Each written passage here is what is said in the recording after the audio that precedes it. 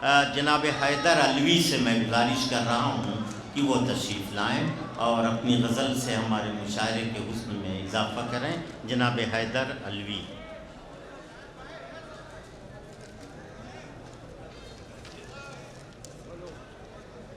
हजरत इजाज़त है? हाँ भैया, नायत उर्दू अदब के मुग़ल आज़म के कदमों में रख रहा हूँ। क्या कहते हैं, माइक पर बोलिए। कि मैं तुझे छू लूँ, मेरे हाथों से खुशबू आए।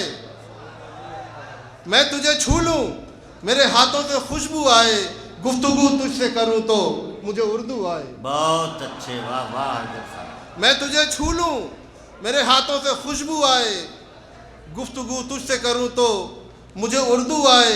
और मेरे हालात न बदले हैं न बदलेंगे कभी। मेरे हालात न बदले हैं न बदलेंगे कभी। जिंदगानी में कोई राहु या केतु आए।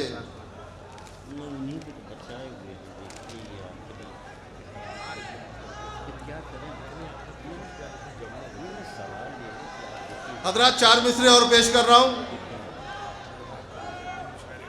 ज़माने में कोई हमदम ही मिल जाए, ज़माने में कोई हमदम ही मिल जाए।